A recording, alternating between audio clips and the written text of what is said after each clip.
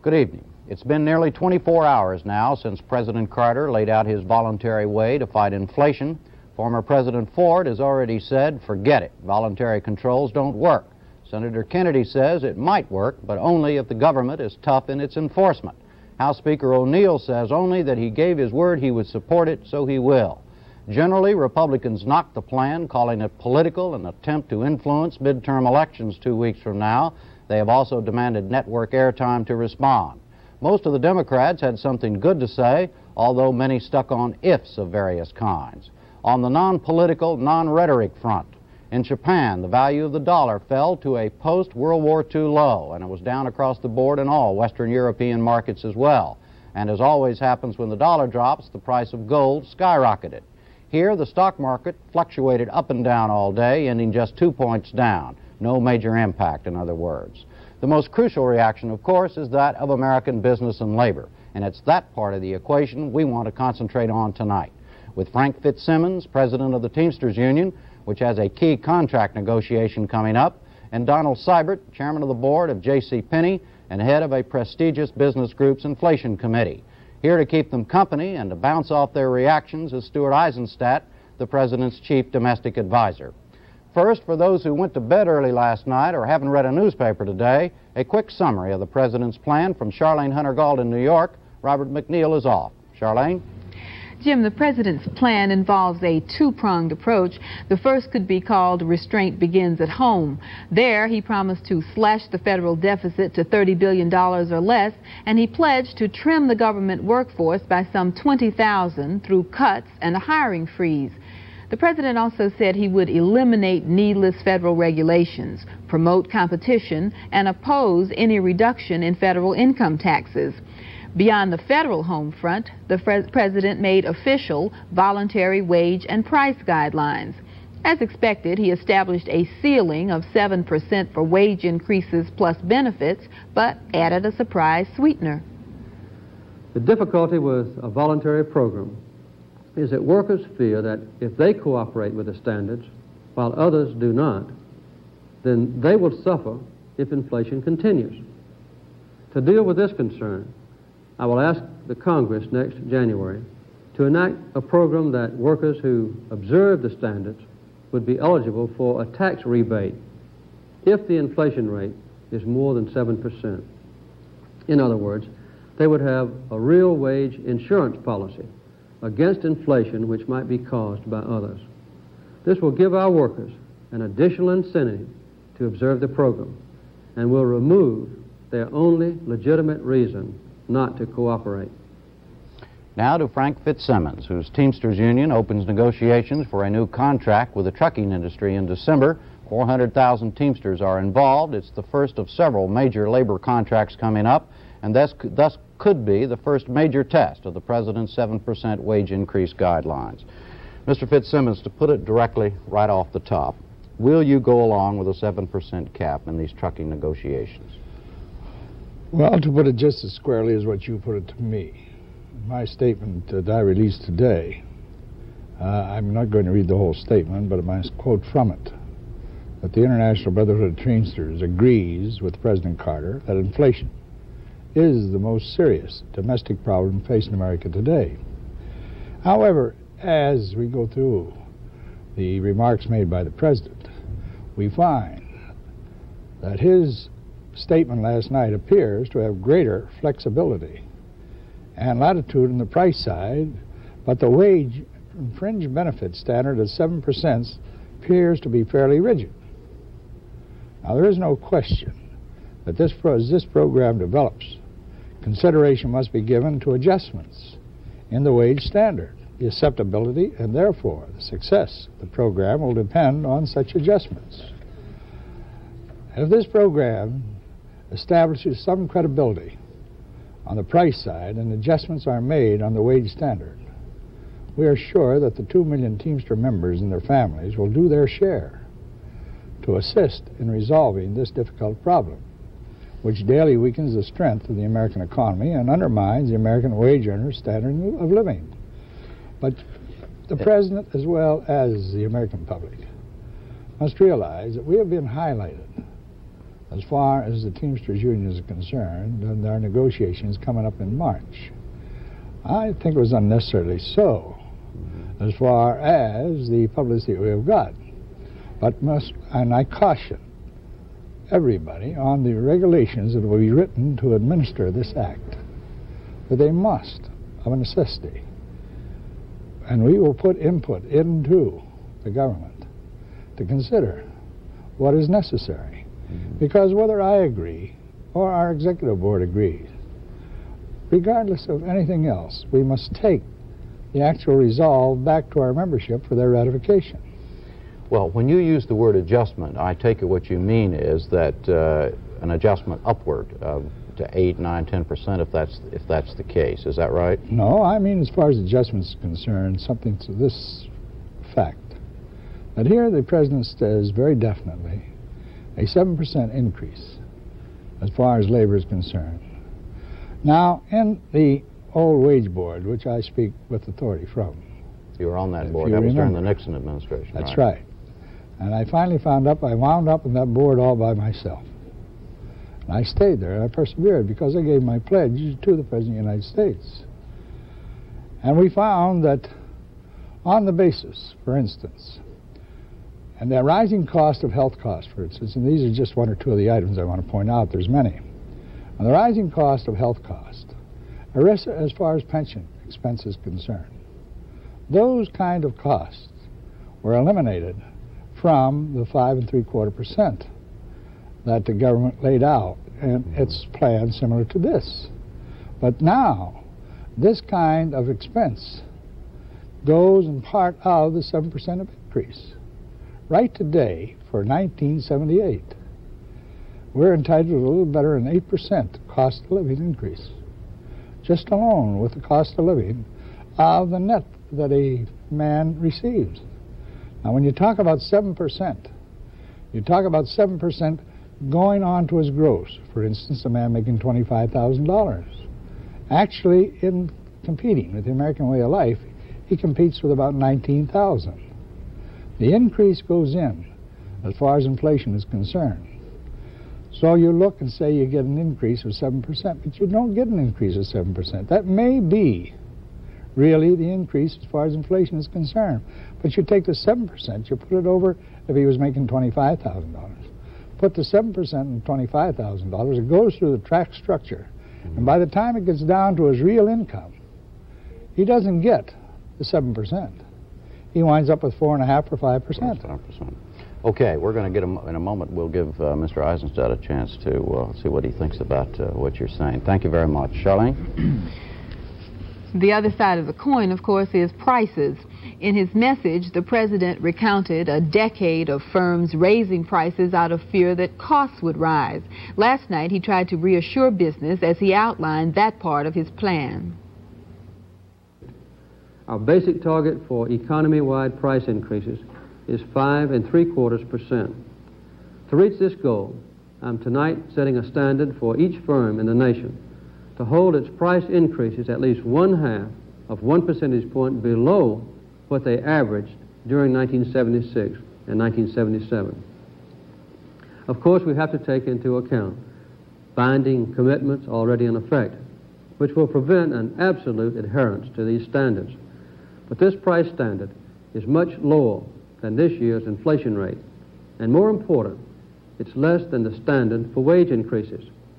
That difference is accounted for by rising productivity, and it will allow the income of America's workers to stay ahead of inflation. The people who control these prices are those most affected by this part of the president's plan, American businessmen.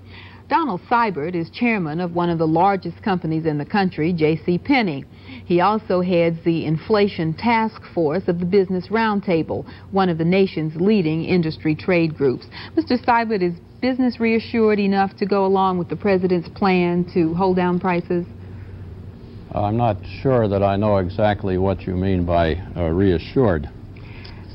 I think that I would first want to back up and review the president's comments last night in context. He outlined a program that addressed more than the wage price standard element. Much of what he had to say up front really relates to things that have exerted pressures on costs and on prices, so that when we deal with pricing, we really have to be concerned about more than the wage element.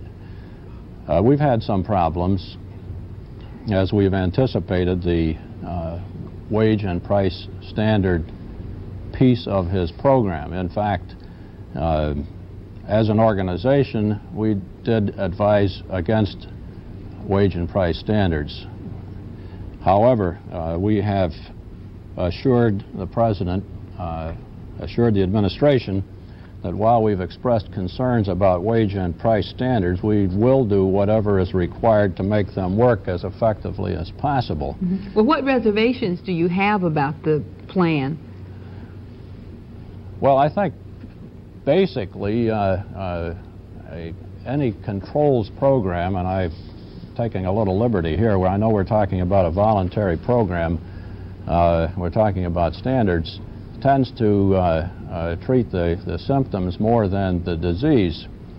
And based on our experience, historical experience, we just do not see a whole lot promise from past experience. However, you mean promise in terms of the voluntary effort? Well, no, I think you're going to see a good effort on the part of business from a voluntary standpoint.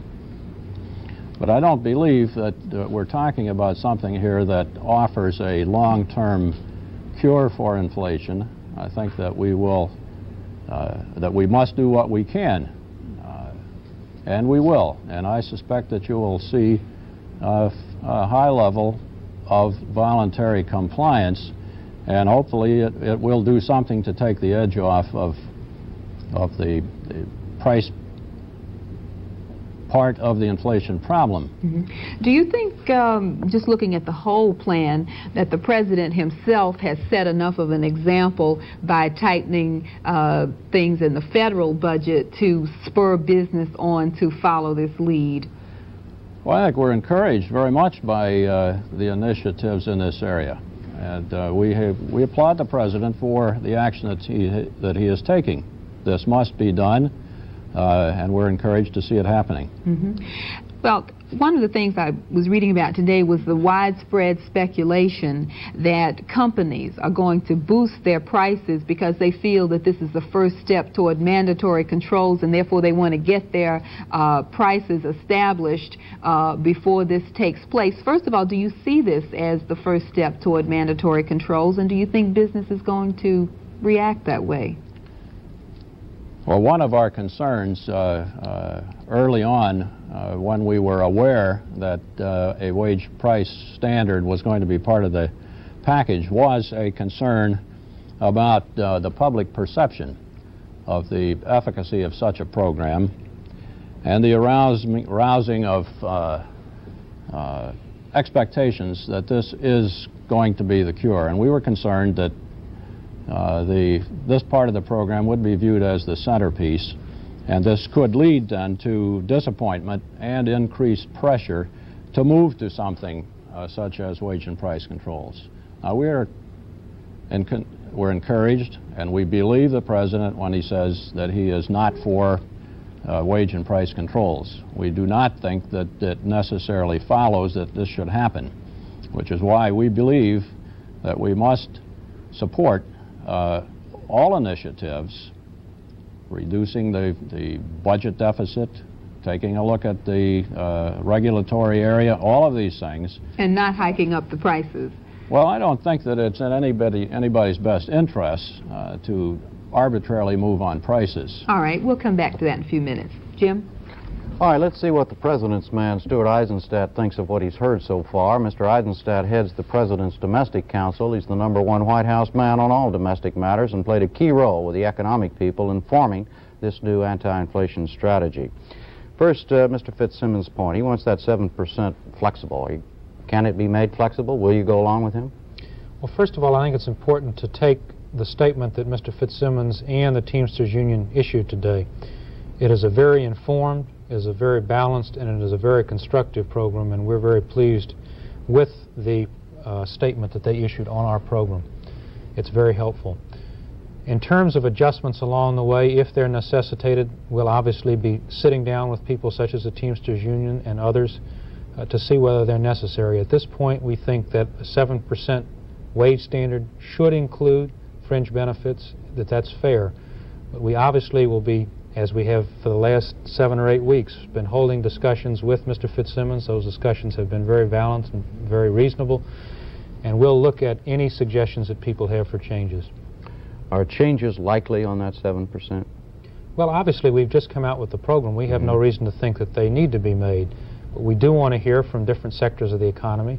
If Mr. Fitzsimmons has a view, as he's expressed tonight, we'll obviously be glad to sit down with him and hear what he has to say. But we think the 7% is a good standard, a fair standard, and particularly so because of the President's real wage insurance proposal, because that protects workers against any inflationary increases over and above the 7%. How crucial is it to the President's plan that Mr. Fitzsimmons and the Teamsters, the first ones out, go along with a 7% guideline or one that might be adjusted?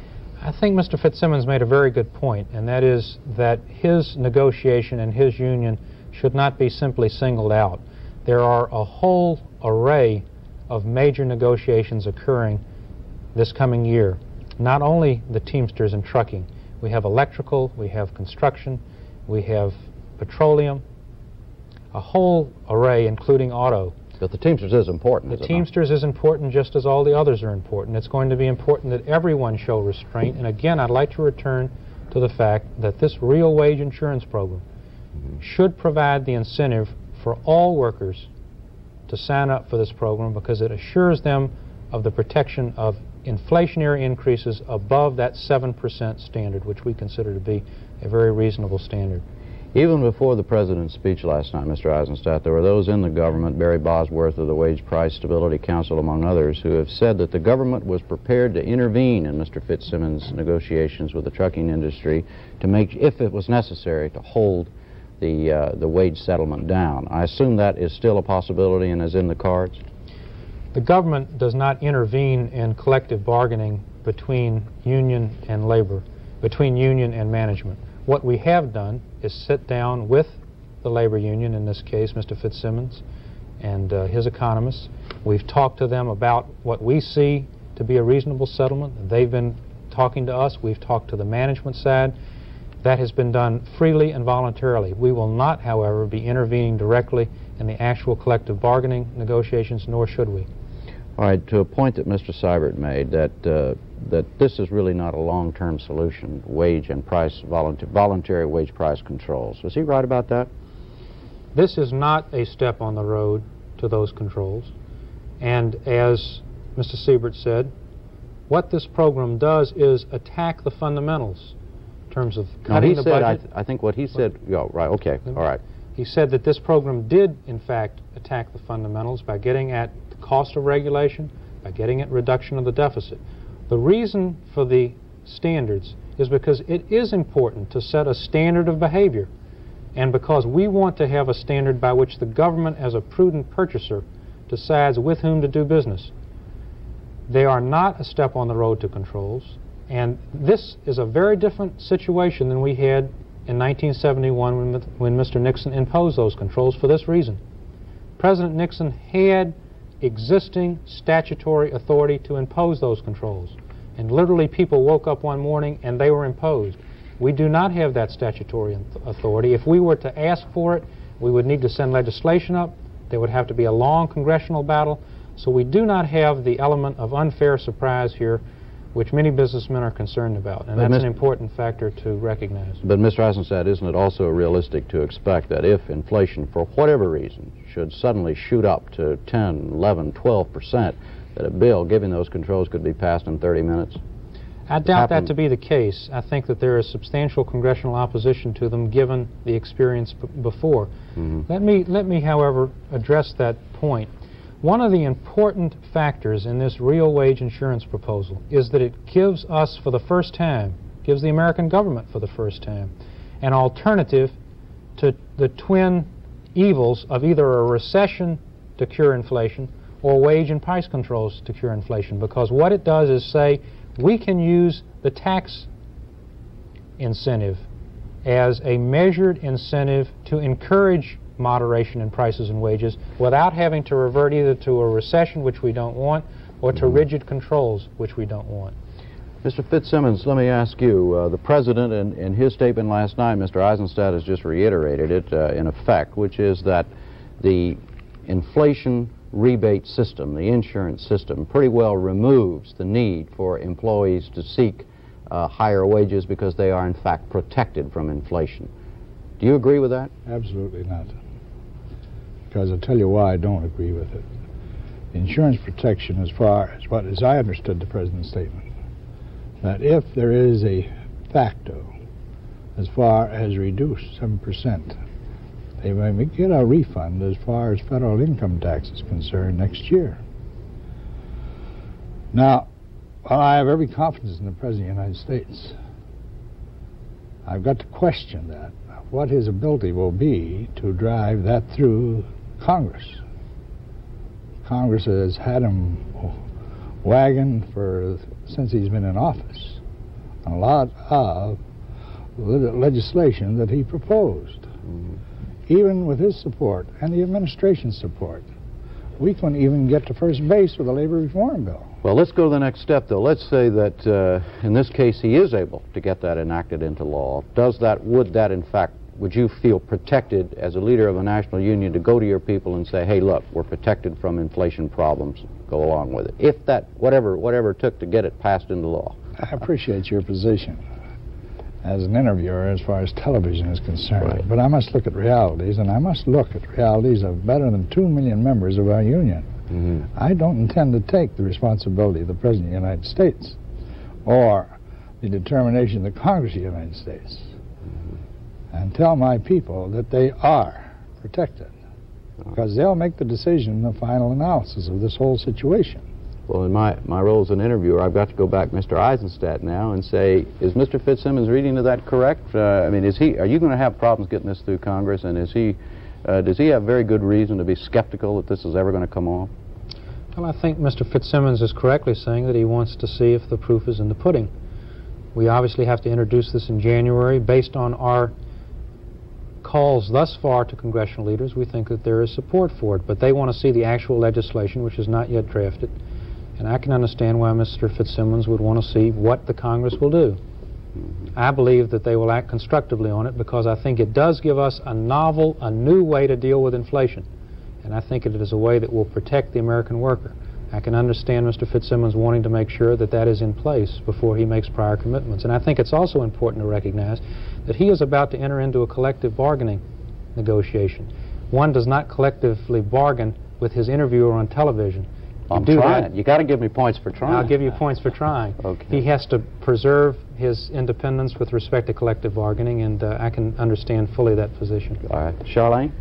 Okay, Mr. Eisenstadt, hate to pick on you, but there were a lot of doomsayers today, and some not doomsayers, but Alfred Kahn, the new inflation czar, was saying that the plan could lead to mandatory wage and price controls, tighter fiscal policy, which in turn could lead to a recession, and this was echoed by a lot of people, including Barry Bosworth. You don't agree with that scenario at all? Well, that was not the thrust of Mr. Kahn's statement. What Mr. Kahn was saying is that it's important for this program to work. The reason it's important for it to work is it gives us an alternative to those. No one wants a recession. That was tried by the previous administration in the mid-1970s, and all it did was create double-digit inflation and double-digit unemployment. We do not want that, nor do we want the straitjacket of mandatory controls, because that was tried by President Nixon, and while it had some temporary benefit, when those controls, as inevitably would be the case, are released, the pent-up inflationary pressures boost prices and wages inevitably. So what Mr. Kahn was stressing is that it's important for this program to work because it is a constructive and moderate alternative to either one of those unacceptable alternatives. I understand, but the question was, if in fact the program did fail, and we can hypothesize here for a moment, is that on the horizon as a real possibility? Well, with all frankness, it's just silly to ask me 24 hours after the President's speech to hypothesize what we think is a very constructive program failing. We do not think it's going to fail, and it's not wise for me to try to give an answer to a hypothetical situation that we do not think will occur and have every reason to believe it won't occur, and particularly with the good cooperation that I think we'll get from gentlemen such as those seated here to my left. Okay, at the risk of getting that same answer, Mr. Fitzsimmons, how do you feel about that possibility? As far as the possibility is concerned, we have faced this situation and lived with it. We have lived with it on the basis of prices as far as trucking is concerned.